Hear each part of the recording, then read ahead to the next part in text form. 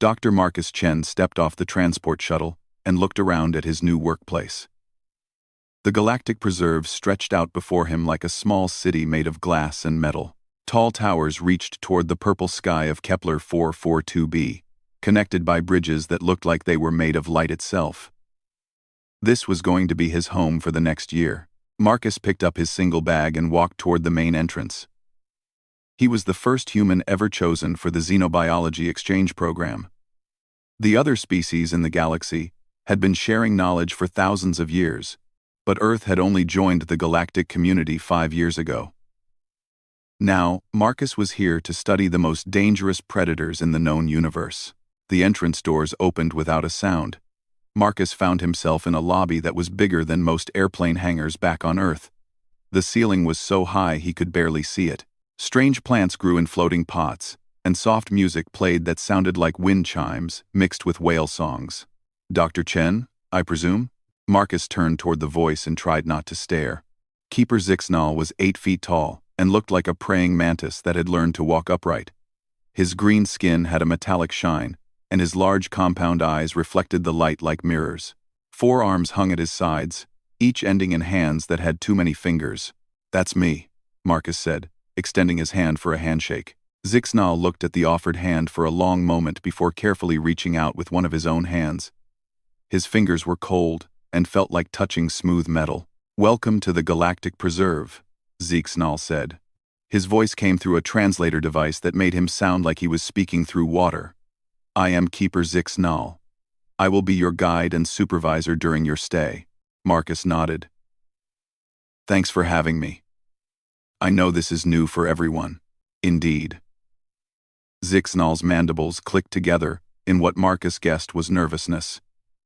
"Your species has quite a reputation." "Oh? What kind of reputation?" Zixnal began walking toward a set of elevators at the far end of the lobby. Marcus followed, his footsteps echoing in the vast space. "Your planet is classified as a Class 12 death world," Zixnal explained. "The highest danger rating we have ever recorded. Most of us are still trying to understand how any intelligent life could evolve in such conditions." Marcus shrugged. "Earth isn't that bad.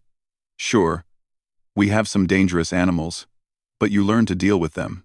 The elevator arrived silently. As they stepped inside, Zixnal pressed a button that was covered in symbols Marcus couldn't read. The elevator began to rise so smoothly that Marcus barely felt it moving. "The Veltar evolved on a world with no large predators," Zixnal continued. "Our biggest natural threat was falling from tall trees. When we first encountered other species and learned about predators, we became fascinated by them.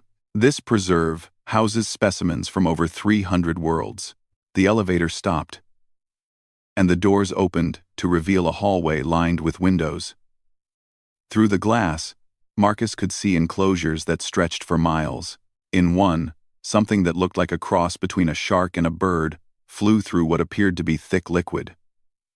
In another, creatures that resembled living crystals moved in slow, hypnotic patterns. "Impressive," Marcus said. "How many species do you have here?" "Currently we house 1,247 different predator species," Zixnal said with obvious pride. "Each one is studied extensively to understand their hunting patterns, social structures, and survival methods. The knowledge we gain here helps protect colonies throughout the galaxy." They walked past dozens of enclosures. Marcus saw creatures that defied imagination. Things with too many teeth, too many eyes, too many claws. Some were beautiful in an alien way. Others were terrifying. But to Marcus, they all just looked like animals. Big, strange animals. But still just animals. Zixnal stopped in front of a massive steel door marked with warning symbols in several languages. "This is the maximum security wing," he said. "Only senior keepers are allowed in here. The creatures beyond this door have killed researchers." "What kind of creatures?" Marcus asked. Zixnal's compound eyes seemed to dim. "The apex predators. The ones that sit at the top of their food chains with no natural enemies." He placed his hand on a scanner, and the door began to open. We will start with the most dangerous. The hallway beyond the door was different from the rest of the preserve. The walls were thicker, and Marcus could feel a slight vibration in the floor, probably from force fields or containment systems. Emergency lights blinked red at regular intervals. The air felt heavy, like the moment before a thunderstorm. They stopped in front of an observation window that was easily 10 feet tall and just as wide. The glass was so thick it distorted the view slightly. Beyond it lay an enclosure that looked like an alien jungle. Purple trees with silver leaves created deep shadows. Strange flowers glowed softly in the darkness. "The Kethmori," Zixnal whispered, "from the Vega system. It has killed 17 researchers from 4 different species. We only approach with full environmental suits and energy barriers." Marcus peered through the thick glass. At first, he couldn't see anything in the alien jungle. Then something moved in the shadows. A shape flowed between the purple trees like liquid darkness. It was big, maybe the size of an earth tiger, but longer and more graceful. 6 legs moved in perfect coordination. Its head was sleek and angular, with 6 eyes arranged in 2 rows. When it opened its mouth, Marcus counted 3 rows of teeth that looked like broken glass. The creature moved with the fluid grace of a cat, but there was something else in its movement: intelligence, purpose. It wasn't just wandering around its enclosure. It was patrolling, hunting, even though there was no prey. Zixnal watched Marcus carefully. "What do you think?" Marcus studied the creature for a few more moments. It was definitely dangerous. The way it moved told him it was built for killing. But something about it seemed familiar. The way it held its head. The way it tested the air with slight movements of its nostrils. The way its eyes never stopped scanning for threats or opportunities. "Looks like a big cat," Marcus said. Zixnal's mandibles clicked rapidly. "A big cat? Dr. Chen, this creature has adaptive camouflage, toxin glands, and reflexes faster than most energy weapons. It can hunt in multiple dimensions, and has been known to track prey across star systems." Marcus nodded. "Sure, but look at the way it moves. The head position, the way it's scent marking those trees, the territorial pacing. Strip away the alien bits, and it's still just a big cat." For the first time since they met, Zixnal was completely silent. His compound eyes stared at Marcus, as if seeing him for the first time. In that silence, Marcus began to understand that his year at the Galactic Preserve was going to be very different from what anyone expected. 3 days into his stay, Marcus had already earned a reputation among the Veltar staff. Not the kind of reputation he had expected. "He did what?" Keeper Yilmoth asked, his 4 arms gesturing wildly. Zixnal reviewed his notes on the datapad. "He approached the Rigelian acid spitter enclosure without protective gear. When I asked him why, he said it reminded him of a lizard he used to catch as a child." Keeper Felshan, who was built like a stick insect but moved with nervous energy, clicked her mandibles rapidly. "The acid spitter has melted through 3 suits of protective armor." "3. I am aware," Zixnal replied dryly. "Dr. Chen suggested we were standing too close. He said predators can sense fear, and our obvious terror was making the creature more aggressive." The 3 Veltar stood in their private break room, speaking in hushed tones. Through the window, they could see Marcus sitting on a bench outside the Andromedan crystal wing enclosure. He was eating something from a small container and watching the creatures like a human might watch birds at a park back on Earth. "Look at him," Yilmoth said. "He shows no proper respect for these dangerous life forms." Zixnal had been watching Marcus more carefully than the others. "I do not think it is lack of respect. He studies them as intensely as we do. But he sees something different." "Ameng ameng. Godid Desiman non. Ameng ameng. Kaladi. Ameng ameng. In parted Desiman non meng ameng ameng ameng ameng ameng ameng ameng ameng ameng ameng ameng ameng. What could he possibly see that we have missed? We have been studying predators for over 2,000 years. What could he possibly see? What could he possibly see that we have missed studying predators? Perhaps that is exactly the problem, Zixnal said quietly. On his fourth day, Marcus joined a feeding observation session for the Centauri pack hunters. The creatures looked like wolves crossed with velociraptors, complete with feathers and curved claws. They hunted in groups and had been known to solve complex puzzles to reach their prey. The feeding chamber was separated from the observation area by layers of reinforced barriers. The Veltar staff wore full protection suits and monitored everything from behind energy shields. When the automated feeding system released synthetic prey into the enclosure, the pack hunters went to work. Notice how the Alpha directs the hunt, Zixnal explained through his suit's communicator. Each member of the pack has a specific role. They can adapt their strategy in real time. Marcus watched the creatures work together to corner their synthetic prey. They're pack hunters, but they're not really cooperating, he said. What do you mean? Their coordination is perfect. No, look at the body language. The Alpha isn't leading because the others respect him. He's bullying them into position. See how that one on the left keeps looking for a chance to break away? And the one in back is only participating because she's afraid of being attacked by the others. Zixnal studied the display more carefully. I do not see what you describe. It's in the micro-expressions. The way they hold their ears, the tension in their tails, how they space themselves.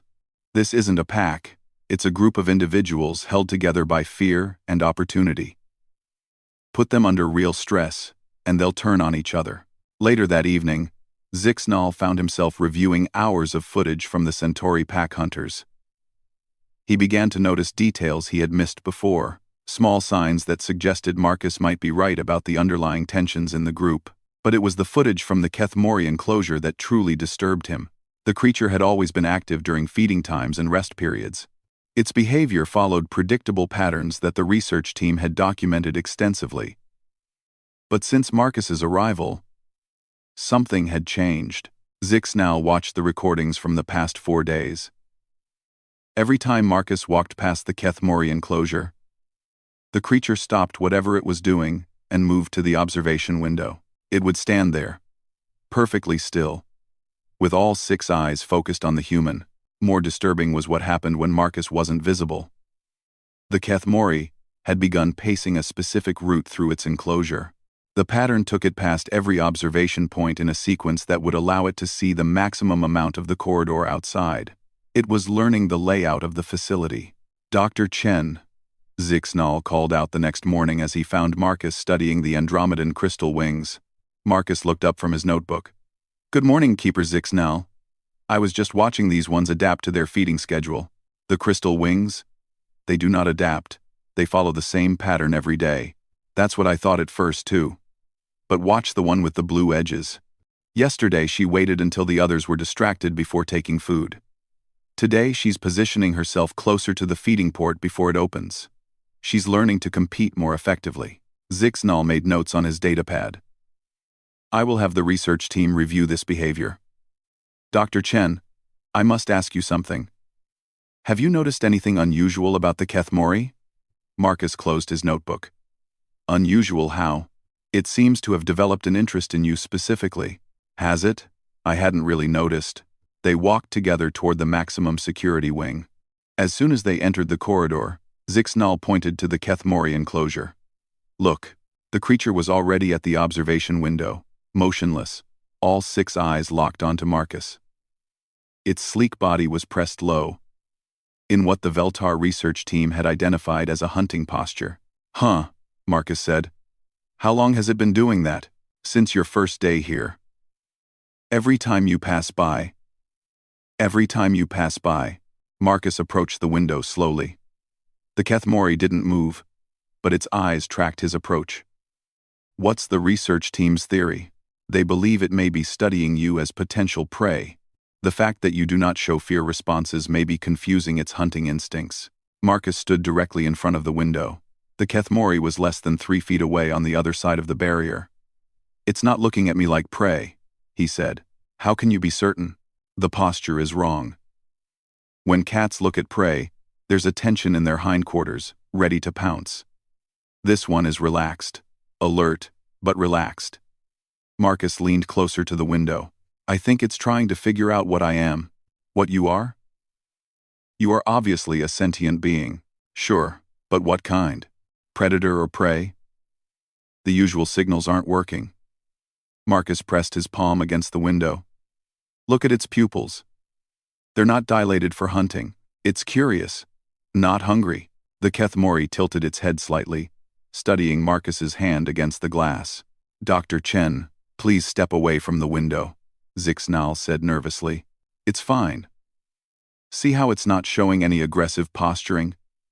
If it wanted to attack, it would be displaying threat behaviors. What if you are wrong?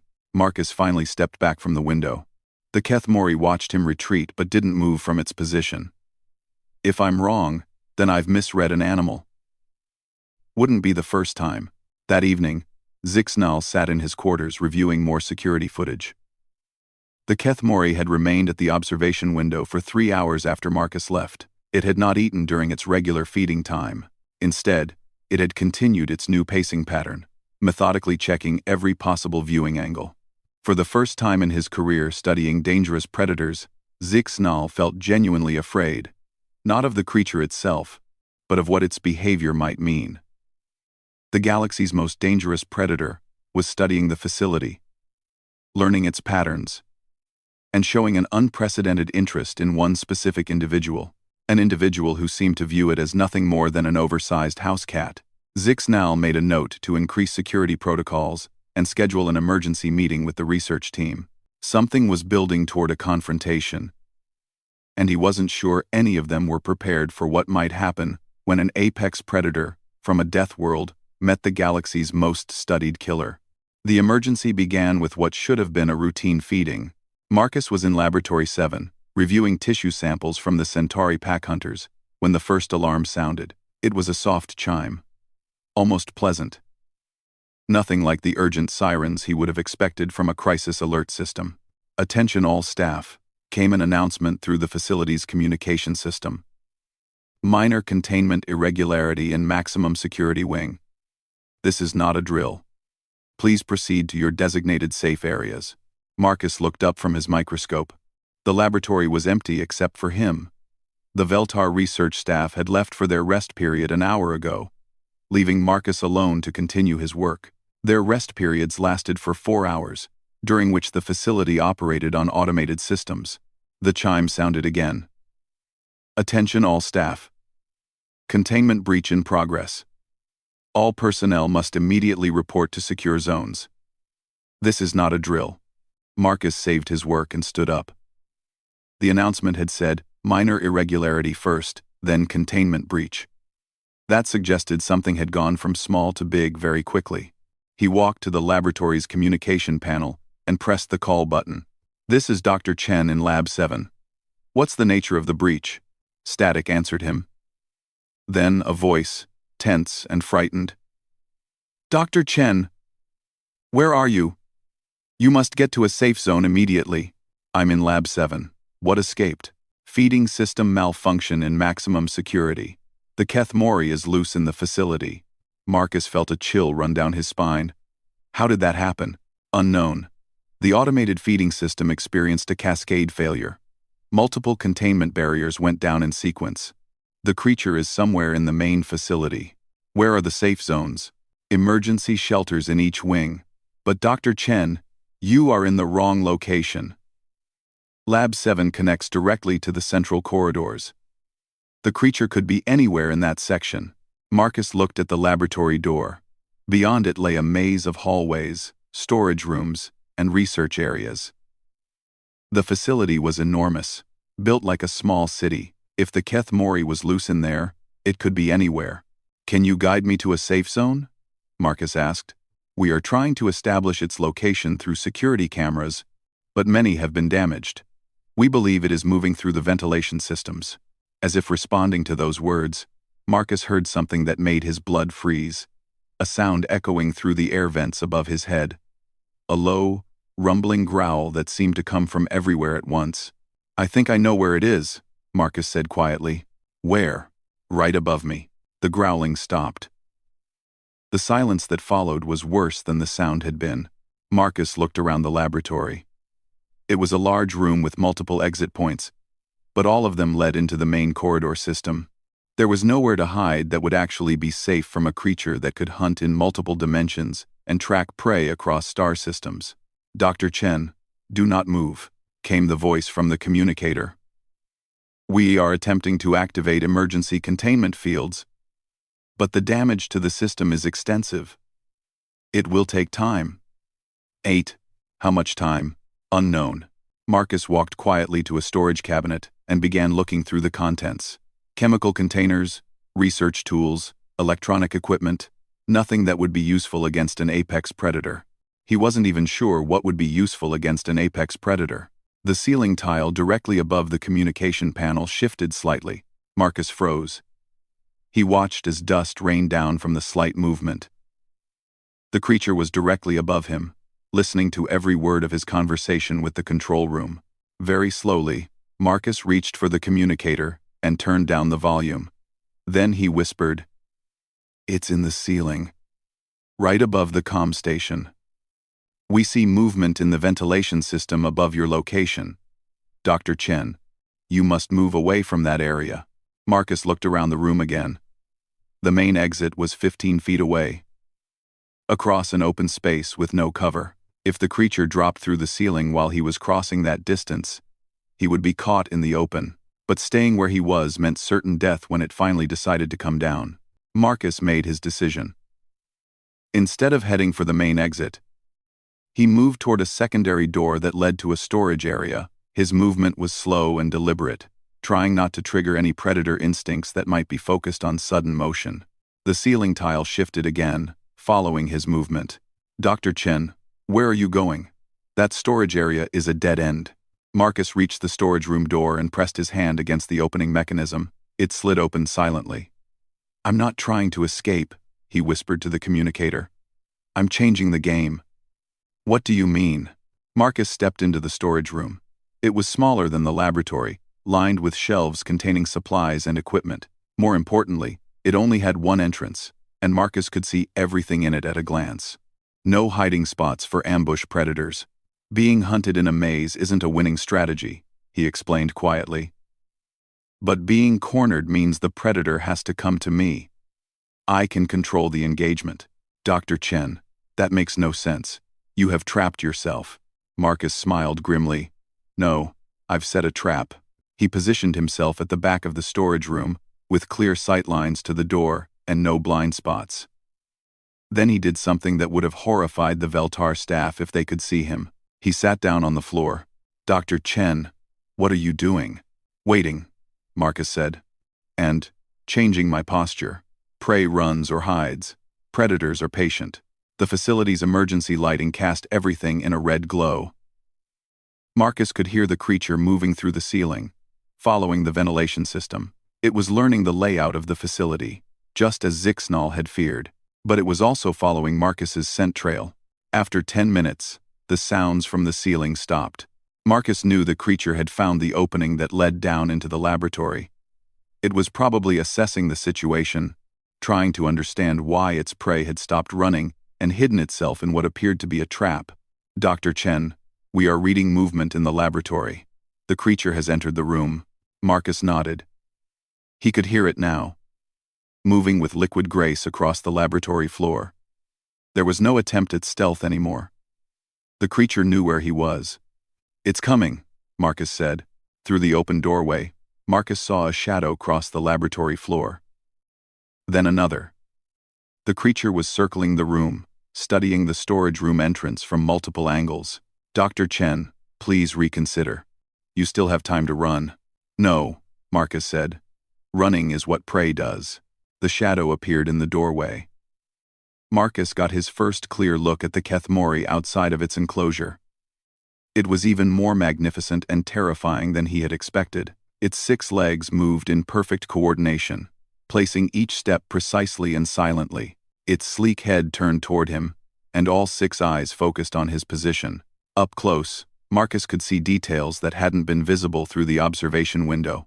The way its muscles moved under its dark skin, the intelligence in its alien gaze, the absolute confidence of a creature that had never encountered anything it couldn't kill. The Kethmori stood in the doorway, perfectly still, studying him. It showed no aggressive posturing, no threat displays. It was simply observing, trying to understand what it was looking at. "Dr. Chen," came the frantic voice from the communicator. "It has found you." Marcus looked into the creature's 6 eyes and did the last thing anyone expected. He smiled. "Hello there," he said quietly. "You're even more beautiful up close." The Kethmori tilted its head slightly, all 6 eyes studying Marcus with an intensity that would have terrified most sentient beings. Marcus remained seated on the floor, maintaining eye contact without staring aggressively. He had learned this technique watching wild cats back on Earth. Direct eye contact without challenge. Acknowledgement without submission. "Dr. Chen." Zixnal's voice came through the communicator. Barely controlled panic evident, even through the translator. "Do not make any sudden movements." Marcus ignored the advice. Instead, he slowly extended one hand toward the creature. Palm up. Fingers relaxed. It was the universal gesture of a non-threatening introduction, though he doubted the Kethmori would understand human social signals. What surprised him was that the creature did understand, just not in the way he expected. The Kethmori's posture shifted subtly. Its 6 legs spread slightly wider, lowering its center of gravity. Its head dropped a fraction of an inch.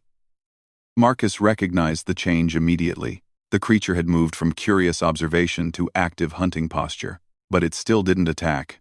"Interesting," Marcus said quietly. "You know what that gesture means, don't you? You've seen other species try to show submission." The creature's ears, which Marcus hadn't even noticed in the dim emergency lighting, rotated toward the sound of his voice. They were more complex than he had realized, with multiple sections that could move independently to track different sounds. "And you've learned that submission usually means fear. And fear means prey." Marcus very slowly pulled his hand back. As he did, the Kethmori's posture relaxed slightly. The hunting stance was still there, but the immediate threat level had decreased. "But I'm not afraid," Marcus continued in the same quiet tone. "And you can sense that, can't you? It's confusing because nothing intelligent stands its ground against you without showing fear or aggression." Through the communicator, Marcus could hear Zixnal frantically coordinating with the control room. "Emergency containment teams are still 20 minutes away," came a distant voice. "The energy barriers are not responding to remote commands." Marcus tuned out the alien voices and focused entirely on the predator in front of him. This was a conversation that didn't need words. The Kethmori took one step forward. Its movement was fluid, controlled, testing. Marcus remained perfectly still but shifted his weight slightly, changing from a sitting position to one where he could move if necessary. Not preparation to flee, but readiness to respond. The creature noticed the change immediately. Its head tilted in the other direction, studying this new posture. Marcus could almost see it thinking, trying to categorize what it was seeing. "You're smart," Marcus said. "Smart enough to know that something isn't adding up. I'm in a confined space. I'm smaller than you. I have no visible weapons or defenses. But I'm not acting like prey." The Kethmori took another step forward. Now it was fully inside the storage room, less than 10 feet away. Marcus could smell it now, a scent like ozone and warm metal. Its breathing was controlled, steady. No signs of excitement or bloodlust. "And I'm not acting like a rival predator either," Marcus continued. "I'm not making threat displays. I'm not trying to claim territory. I'm not showing dominance behaviors that you would recognize." The creature circled to the left, keeping the same distance, but changing the angle of observation. Marcus turned his head to maintain eye contact, but didn't shift his body position. It was a delicate balance. Show awareness, without defensiveness. Demonstrate confidence, without aggression.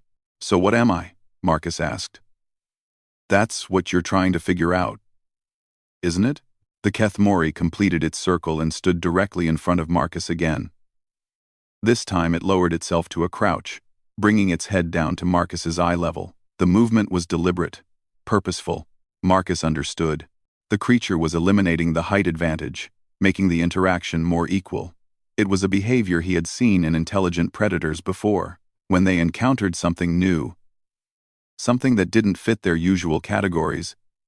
They adapted their approach. "You want to understand me," Marcus said. "And the only way to do that is to get closer." Very slowly, Marcus shifted from his seated position to a crouch that mirrored the creature's posture. The movement caused the Keth Mori to tense slightly, but it didn't back away. Now they were facing each other at the same level, less than 6 feet apart. Marcus could see his reflection in the creature's compound eyes. He could count individual scales in its alien skin. He could feel the heat radiating from its body. "Dr. Chen," Zixnal's voice came through the communicator, barely a whisper. "What are you doing?" "Introducing myself," Marcus replied quietly. He began to move his right hand, slowly, deliberately. The Keth Mori's eyes tracked the movement, but it made no aggressive moves. Marcus reached up and carefully pulled off his jacket, setting it aside on the floor. The creature watched this action intently. When Marcus was finished, it did something unexpected. It sniffed the air where the jacket had been, analyzing his scent more thoroughly. "Better?" Marcus asked. "Less barrier between us." The Keth Mori's response was even more surprising.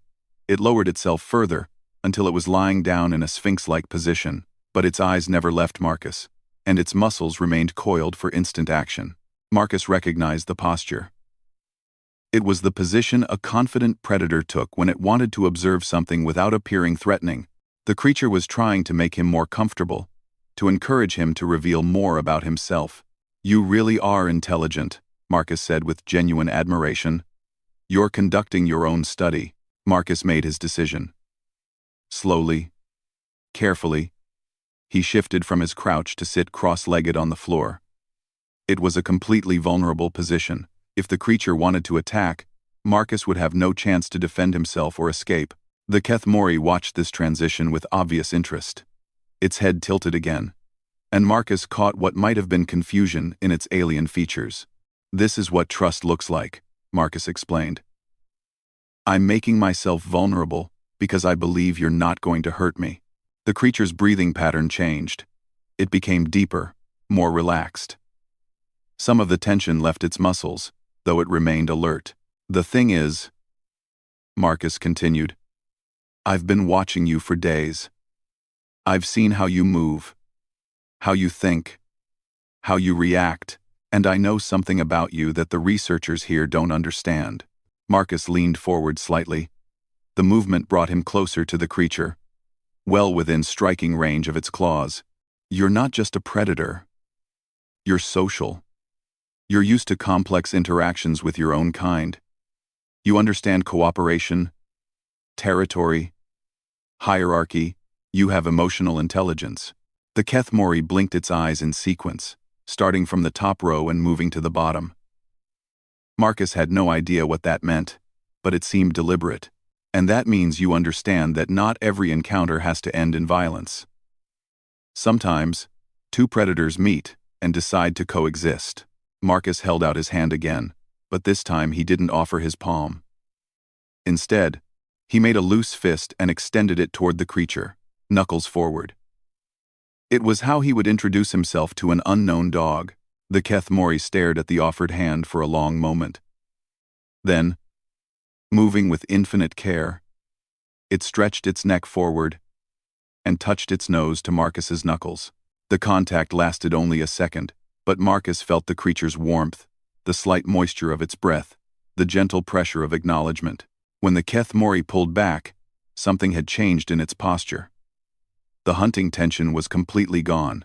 Its body language had shifted to something Marcus could only describe as curious friendship. "Well," Marcus said, settling back into a more comfortable position. "Nice to meet you too."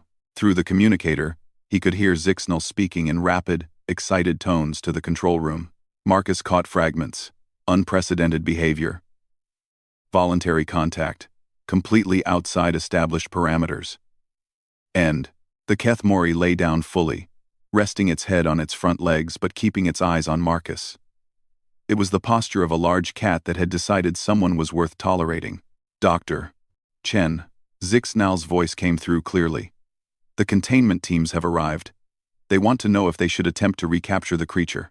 Marcus looked at his new companion, who was now grooming one of its paws with a long, flexible tongue. "No," Marcus said. "I think we're good here." 2 weeks after the containment breach, the Galactic Preserve looked very different. Not physically, but in the way it operated. The changes were subtle but significant, visible only to those who understood what to look for. Marcus walked through the maximum security wing with Zixnal beside him, both of them heading toward an enclosure that no longer needed maximum security protocols. The Kethmori habitat had been modified extensively. The barriers were still there, but they were no longer active 24 hours a day. The creature could choose when to interact with visitors and when to retreat to private areas. "The review board is still struggling to understand your report," Zixnal said as they walked. "They have requested 3 additional meetings to discuss the implications." Marcus nodded. "What part are they having trouble with?" "All of it," Zixnal replied honestly. "The idea that an apex predator can choose not to kill, the concept of interspecies communication without language, the suggestion that our entire approach to studying dangerous creatures might be flawed." They stopped in front of the Kethmori enclosure. The creature was visible immediately, lying in a patch of artificial sunlight near the observation window. When it saw Marcus, it rose gracefully and approached the barrier. "Hello, friend," Marcus said quietly. The Kethmori pressed its nose against the transparent wall, where Marcus's hand rested on the other side. It was a greeting they had developed, a way to maintain contact across the necessary barrier. "The xenobiology community is calling it the Chen Protocol," Zixnal continued. "Your approach to predator interaction is being studied by researchers on 12 different worlds." Marcus smiled. "It's not really a protocol. It's just treating animals like individuals instead of specimens. That distinction appears to be revolutionary." A younger Veltar researcher approached them nervously. It was Yilmoth's assistant, Kektor, carrying a datapad and looking uncertain. "Dr. Chen," Kektor said, "I have been observing the Centauri pack hunters as you suggested.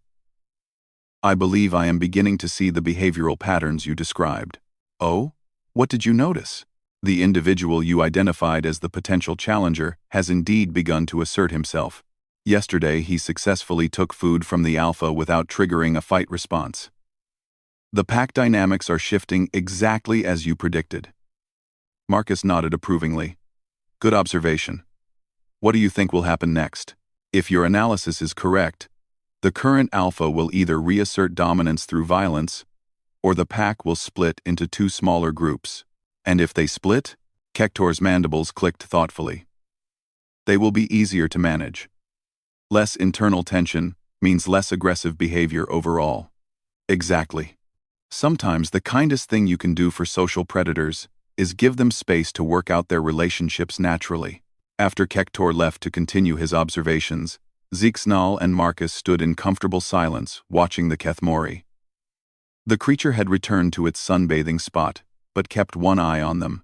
"I must ask you something," Zixnal said eventually. "Were you ever truly afraid during the breach incident?" 2. Marcus considered the question carefully. "Yes and no. I was afraid of making a mistake that might force the situation toward violence. But I wasn't afraid of the creature itself. How is that possible? It could have killed you instantly. So could a speeding car, a lightning strike, or a dozen other things I encounter regularly. Fear is useful when it helps you avoid danger. It's counterproductive when it prevents you from thinking clearly." Zixnal made notes on his datapad. "The review board has also asked about your long-term recommendations for the facility. I assume they won't like my answers. Please share them anyway." Marcus gestured toward the various enclosures visible from their position. "Most of these creatures don't need maximum security. They need appropriate environments that account for their psychological needs as well as their physical ones." Psychological needs? Intellectual stimulation, social interaction when appropriate, territory that makes sense for their natural behaviors. Look at the Andromedan crystal wings. They're showing signs of depression because they're social creatures being kept in isolation. They are too dangerous to house together. They're dangerous because they're stressed. Put them in a larger habitat with proper territorial divisions, and they'll establish a hierarchy that reduces conflict. Zixnal's compound eyes reflected the facility lighting as he processed this information. Your species really did evolve alongside predators. Every species evolves alongside predators. We just evolved alongside really good ones. And that taught you to understand them. Marcus shook his head. It taught us to understand survival. Humans aren't special because we're predators ourselves. We're special because we learned to survive by thinking like every other predator on our planet. A soft chime indicated feeding time for the Kethmori. Marcus watched as the automated system prepared to deliver the creature's meal. But instead of the usual procedure, a new modification activated. The creature was given a choice of 3 different prey items, delivered in 3 separate locations at different times. Enrichment feeding, Marcus explained to Zixnal's questioning look. It lets the creature make hunting decisions, which exercises its mind, as well as its body. The Kethmori selected the middle option, taking its food to the area closest to the observation window. While it ate, it kept Marcus in view, occasionally glancing up as if checking to make sure he was still there. It has bonded with you, Zixnal observed. We've established a relationship, Marcus corrected. Bonding implies dependency. This is more like mutual respect. Quote, the difference being, if I left tomorrow, it would be fine. It doesn't need me. But it has learned that I'm safe to be around and interesting to interact with. That makes our relationship a choice rather than a compulsion. As if responding to their conversation, the Kethmori finished its meal and approached the observation window again. It performed the nose-touch greeting with Marcus, then did something new. It turned around and walked to the back of its enclosure, then returned and touched the window again. What is it doing? Zixnal asked. Marcus watched the behavior repeat twice more. I think it's trying to show me something. Or maybe invite me somewhere. That is impossible. It cannot understand the concept of barriers. Can't it? Marcus studied the creature's movements more carefully. You know, I've been thinking about your original question. How to tell if something is prey or predator. Yes, you've been classifying based on physical capabilities, claws, teeth, speed, strength.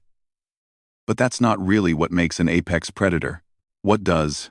Marcus smiled as the Kethmori performed its invitation behavior again, then sat down and waited patiently for a response it couldn't possibly receive. Adaptability, Marcus said. The ability to change your behavior based on new information. The willingness to try different approaches when the old ones don't work. The intelligence to recognize that every situation is unique. The Kethmori, apparently deciding that Marcus wasn't going to follow its invitation, came back to the window and lay down with its head as close to the barrier as possible. Your people have been studying predators for thousands of years, Marcus continued. You know everything about what they do. But you've never really learned who they are. Zixnal was quiet for a long time, watching the creature that had once been considered the most dangerous specimen in the facility, now resting peacefully in the presence of beings it could easily kill. Dr. Chen, he said finally. How long would it take to train our staff in your methods? Marcus grinned. How long do you have? The rest of your stay here. And possibly longer, if you would consider extending your assignment. Marcus looked around the facility with new eyes. Instead of seeing cages and barriers, he began to imagine habitats designed for the comfort and well-being of their inhabitants. Instead of seeing dangerous specimens, he saw individuals waiting for someone to understand them. I think I'd like that very much, he said. The Kethmori made a sound that was almost like purring, as if it approved of the decision. And maybe, Marcus thought, it did. After all, it was intelligent enough to understand that some relationships were worth maintaining, even across the barriers that separated predator from predator, species from species, and understanding from fear. The galaxy, Marcus realized, was about to learn what humans had known for millennia. Sometimes the most dangerous predator was the one that chose not to be dangerous at all. And sometimes, the greatest act of strength was knowing when not to use it. In the end, it really had been just a big cat. A very smart, very dangerous, Very remarkable big cat. But still, at its core, a creature that wanted the same things most creatures wanted: understanding, respect, and the freedom to be itself. Marcus pressed his palm against the window one more time, and the Kethmori responded with the gentle touch that had become their signature greeting. Two apex predators, acknowledging each other across the vast divide of species and evolution, finding common ground in the simple recognition that intelligence, when combined with restraint, was the most powerful force in the universe.